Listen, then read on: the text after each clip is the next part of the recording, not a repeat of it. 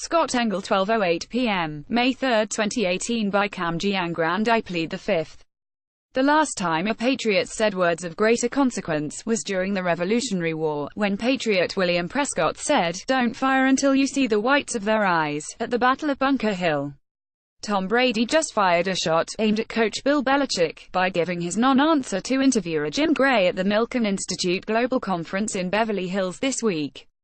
Gray asked Brady if he felt appreciated for his efforts through the years as Patriots quarterback.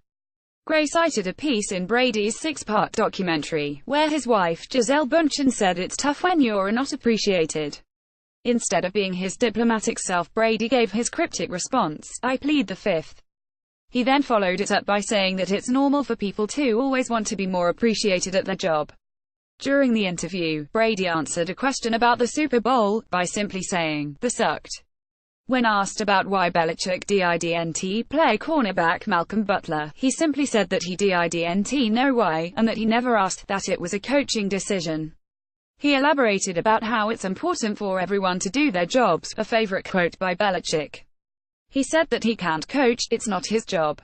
His job is to play to best of his ability to give his team the best chance to win, and that it's the coach's job to coach to the best of their ability to give the team the best chance to win.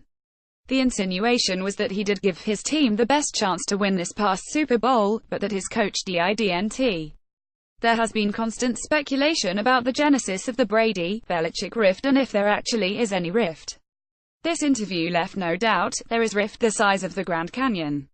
Many cite Brady's relationship with his personal trainer Alex Guerrero as the reason, but something that was said during the interview made it clear, the problems started long before Guerrero. President Trump and Bill Belichick reportedly talked on the phone about Tom Brady last week.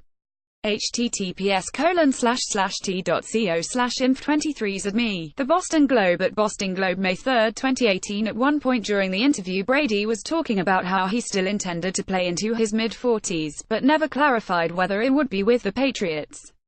He said he's under contract for the next 2 years, and has already negotiated those 2 years with his wife, with the implication being he'll play beyond that once he convinces Gisele, which he'll undoubtedly do.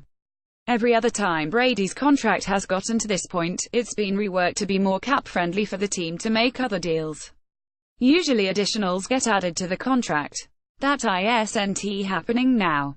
The question is, why if Brady wants to play 4 or 5 more years and is only under contract for the next 2 and the Patriots usually extend him to be more financially beneficial for them, why hasn't it happened? It's obvious, Brady is an honorable guy, and doesn't want to hold out, or threaten to retire, or demand a trade. He's willing to honor his contract. But what he doesn't want to do is play under Belichick anymore. Being under contract, he has no choice but to play for the Pats the next 2 years under Belichick if owner Bob Kraft refuses to fire him. But beyond that time, I think all bets are off. And this animosity against the coach began the night Belichick drafted Jimmy Garoppolo. In a roundabout way, Brady said as much during the interview. He mentioned how people say you can't do the job anymore around the time he was 36 or 37 years old. Belichick drafted Garoppolo in 2014 when Brady was 36, turning 37 in August of that year. Belichick answered a reporter when asked, "We all know the quarterback's age and contract status. If we could go back in time, we'd see that was the night Brady looked at his wife and said, 'Screw him.'" To Belichick's credit as an unintended benefit, Brady became a man possessed to prove him wrong, and all he's done since is take the team to 3 more Super Bowls, winning 2 of them. Brady has said he now knows the answers to the test, and probably doesn't think he needs to be coached in such a heavy-handed way, hence, not feeling appreciated. Although Brady would never take his ball and go home, he's not prepared to do any favors for the Patriots. Even though the owner stepped in and said Brady couldn't be traded, and Belichick gave in and traded away Garoppolo, that hasn't changed anything in Brady's mind. Where does it all end at this point? It can only end 2 ways, especially since the owner seems reluctant and not willing to fire Belichick, no more than he would allow Brady to go.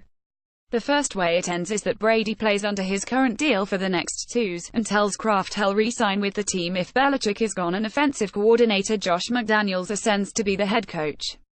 The second way it ends is that Kraft is still unwilling to get rid of Belichick, and Brady leaves as a free agent because he has no intention of playing under him for a second longer than he has to. In that scenario, the Patriots could franchise him, but I think if it ever came to that, Brady would simply walk away. The end is definitely near. This divorce will be prolonged and amicable for now, but as is the case in many relationships, familiarity breeds contempt, and things going forward will never be the same, and most likely get ugly at some point. For Patriots fans, they've had an unbelievable 2-decade run. Hope Brady can muster a little more magic over the next couple of FS before riding off to greener pastures.